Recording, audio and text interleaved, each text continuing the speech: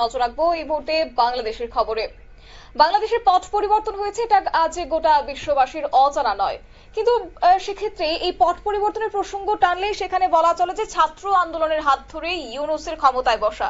কিন্তু যে ইউনূস ছাত্র আন্দোলনের হাত ধরে ক্ষমতায় বসলেন, আজকে সেই ইউনূসের আমলে পড়ুয়ারাই এবার লাঠি পেটা হচ্ছে। ভাবতে পারছেন, পুলিশ এখন তাদেরকে লাঠি পেটা করছে সেই পড়ুয়াদের, যে পড়ুয়ারা নাকি 3 দফা দাবি নিয়ে প্রধান উপদেষ্টার ইউনূসের বাসভবনের সামনে তারা বাধ্য হয়েছেন বাসভবন ঘেরাও করতে, কারণ ইউনূস পারছে না তাদের দাবি দাওয়া পূরণ করতে।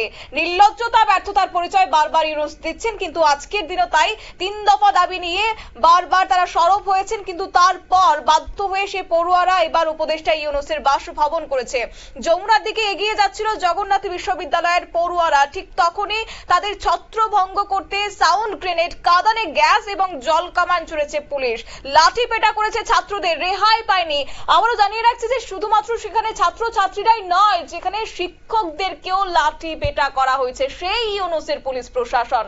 এবং তৃতীয় দিনে আজকেও খামতি নেই, রীতিমতো তাদের উপর লাঠি চার্জ হচ্ছে, যার কারণে বহু পড়ুয়ারা এখন হাসপাতালে ভর্তি রয়েছে। এই প্রসঙ্গে বিস্তারিত যাব, আমাদের সঙ্গে যুক্ত হয়ে গেছে দেবব্রত চক্রবর্তী, আমাদের বার্তা সম্পাদক। দেবব্রতদা, কি বলবে এই আজকে বাংলাদেশে ইউনূসের আমলে এই অবস্থা? তোমাকে প্রথমেই বলে রাখি শতাব্দী, বাংলাদেশে বর্তমানে এক অরাজক পরিস্থিতি তৈরি হয়েছে। আসলে গত 5 আগস্ট শেখ হাসিনার বাংলাদেশ ত্যাগের পর ওই বাংলাদেশে যে অবস্থা কায়েম হয়েছে তা লজ্জাজনক বিষয়। একটা হাহাকার চলছে, খাদ্য, অর্থ, গ্যাস, সার্বিক ক্ষেত্রে বাংলাদেশ রীতিমতো সংকটের সম্মুখীন। এই অবস্থায় গত 15 তারিখ থেকে শুরু হয়েছে জগন্নাথ বিশ্ববিদ্যালয়ের পড়ুয়া এবং শিক্ষকদের সংঘবদ্ধ আন্দোলন। মূলত 3 দফা দাবিতে এই আন্দোলন। যে দাবিগুলো হচ্ছে মূলত দাবিগুলো হচ্ছে তোমার বিশ্ববিদ্যালয়ে আবাসন ব্যবস্থা নিশ্চিত করা, তা না হওয়া পর্যন্ত 70% শিক্ষার্থীর জন্য আবাসন বৃত্তি 2025-26 অর্থ বছর থেকে কার্যকর করা এবং বিশ্ববিদ্যালয়ের 2025-26 অর্থ বছরের জন্য প্রস্তাবিত পূর্ণাঙ্গ বাজেট কাটছাট না করে অনুমোদন করা। এই দাবিতে গত 15 তারিখ থেকে এই আন্দোলন শুরু হয়েছে এবং এই আন্দোলনের মধ্যেই কিন্তু যারা তিনি বলছিলেন তা কিন্তু একদম বাস্তব, যে শিক্ষার্থী এবং কর্মীদের, বিশ্ববিদ্যালয়ের কর্মীদের ইউনূসের তোমার কাপুরুষ ইউনূসের যারা পুলিশ আছে, এই পুলিশ লাঠি পেটা করছে, রক্তাক্ত হয়েছে ছাত্র এবং শিক্ষকরা। তারা বর্তমানে হাসপাতালে চিকিৎসাধীন, গোটা বিশ্বের দিকে নজর রাখছে। এই যে পরিস্থিতি, ভয়াবহ পরিস্থিতি, আসলে বাংলাদেশ এখন রীতিমতো বেসামাল। দেখো, এই বেসামাল পরিস্থিতিও কিন্তু তাদের সেই বড় বড় কথা যাচ্ছে না। বিশেষ করে ইউনূসের তারা এমন একটা ভাব যেন এই সাপের রাজ্যকে ভেঙে খেয়েছে।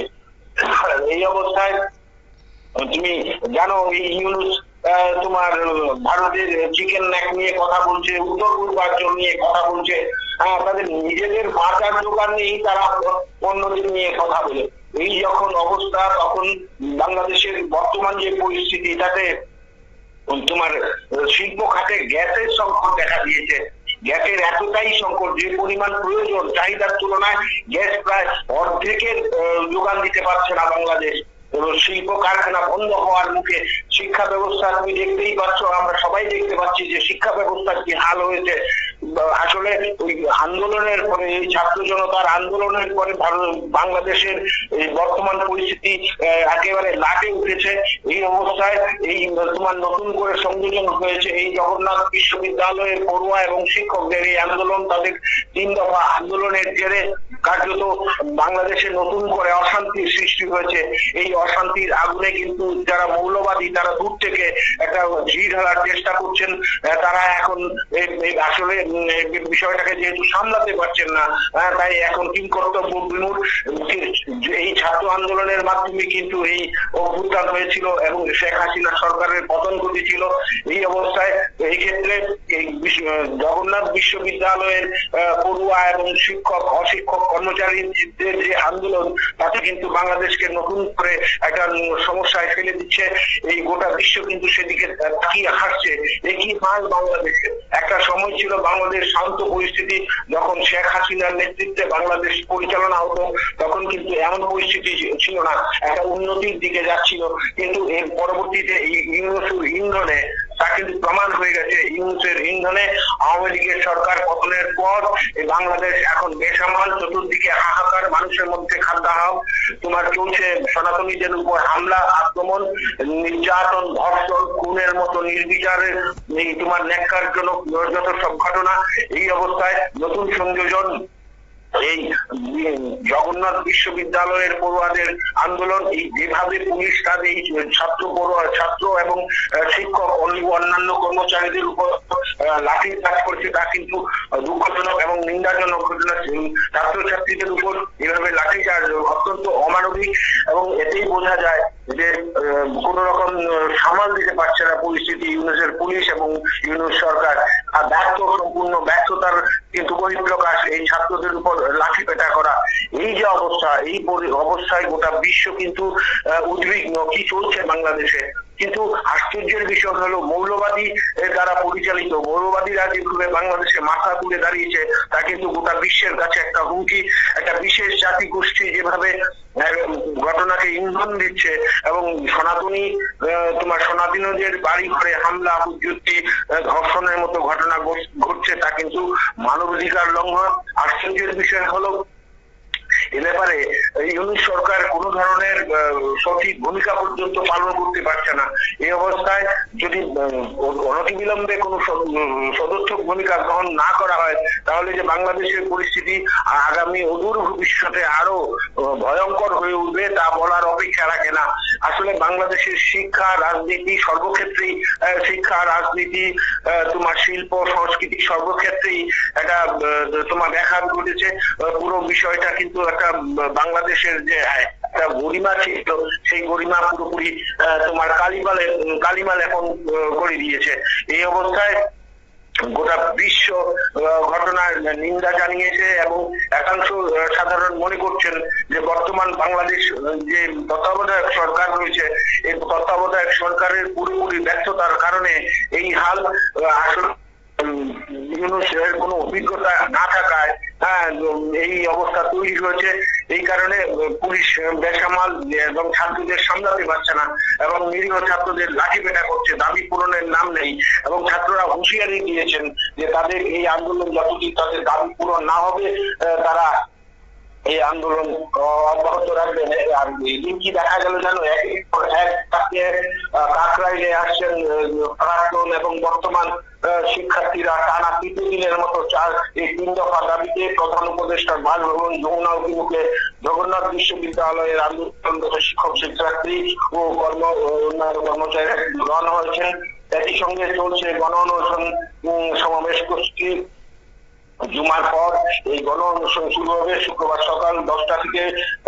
তোমার একের পর এক বিশ্ববিদ্যালয়ের বাদ দিয়ে বিভিন্ন বিভাগের শিক্ষক, শিক্ষিকা সহ প্রাক্তনদের আন্দোলনস্থলে জড়ো হতে দেখা যায়। এই চিত্র এর আগে সকাল 9টা থেকে জড়ো হতে থাকে শিক্ষার্থীরা। সকাল 10:30টায় এক সাংবাদিক সম্মেলনে জগন্নাথ বিশ্ববিদ্যালয়ের শিক্ষক সমিতির সাধারণ সম্পাদক অধ্যাপক মোহাম্মদ রইসউদ্দিন বলেন, তারা পূর্ব ঘোষণা অনুযায়ী সমাবেশ শুরুর জন্য প্রস্তুতি নিচ্ছেন। প্রাক্তন শিক্ষার্থীরাও তোমার আন্দোলনে যোগ দিয়েছেন। আশা করছেন এই আন্দোলন বৃথা যাবে না। সরকারকে বলেছেন তাদের সাথে এসে কথা বলতে, নতুবা যারা এই তোমার জগন্নাথ বিশ্ববিদ্যালয়ের যারা প্রাক্তন বর্তমান ছাত্রছাত্রীরা রয়েছেন এবং শিক্ষক কর্মচারীরা রয়েছেন, তারা আন্দোলন চালিয়ে যাবেন এবং এই আন্দোলন ভবিষ্যতে কোন দিকে মন নেবে সে ব্যাপারে তারা কিন্তু অনিশ্চিত। তাদের বক্তব্য, তাদের যদি সরকারের কোন সংস্থার লোক নিয়েও যায়, তারপর তারা আন্দোলন থামাবে না। যারা মনে করেন নেতৃত্ব দেওয়ার জন্য প্রস্তুতি তারা নিয়ে রেখেছে এবং তারা নির্ভীক বলেও জানিয়েছে। এমনকি যদি তাদের কিছু হয়েও যায়, তারা কিন্তু আসলে মৃত্যুর পরোয়া করছে না। কিছু হয়ে যায় তবে তাদের যায় আসে না। জুমার পরই তাদের গণ অনশন আন্দোলন সূচি পালন করা হবে বলে কিন্তু এই কর্তৃপক্ষ, এই আন্দোলন যারা পরিচালনা করছেন নেতৃত্ব জানিয়েছেন শতাব্দী। একেবারে ধন্যবাদ দেবব্রতদা। আপনারা শুনলেন, অর্থাৎ মঙ্গলবার দুপুরে বিশ্ববিদ্যালয়ের কাঁঠাল তলায় বিশ্ববিদ্যালয়ের রাজনৈতিক, সামাজিক এবং সাংস্কৃতিক সংগঠনের সমন্বয়ে গঠিত জুলাই ঐক্য সংগঠনের পক্ষ থেকে এক কর্মসূচি ঘোষণা করেছিলেন শিক্ষার্থীরা। তারপর তারা শিক্ষকদের এক প্রতিনিধি দলের সঙ্গে ইউজিসিতে যায়, কিন্তু ইউজিসি থেকে আশানুরূপ কোনো আশ্বাস তারা পায়নি, যার কারণে লং মার্চ তারা করেছিলেন এবং সেখানে পড়ুয়ারা কর্মসূচি ঘোষণা করেছেন। আবাসন ভাতা প্রস্তাবিত পূর্ণাঙ্গ 3 দফা দাবি নিয়ে তারা সরব হয়েছেন, কিন্তু সেই দাবিতে রীতিমতো এক প্রকার জল ঢালতে শুরু করেছে ইউনূস। যে ইউনূস এবার দেশের সাধারণ নাগরিকদের চাহিদা পূরণ করতে পারছে না, সেই ইউনূস কিনা বারবার হুঁশিয়ারি দিচ্ছে চিকেন নিয়ে কিংবা উত্তর পূর্বাঞ্চল নিয়ে।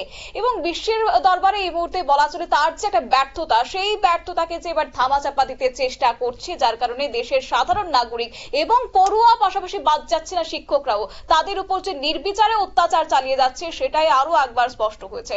নিয়ে নিচ্ছি ছোট্ট একটি বিজ্ঞাপন বিরতি, সঙ্গে থাকুন।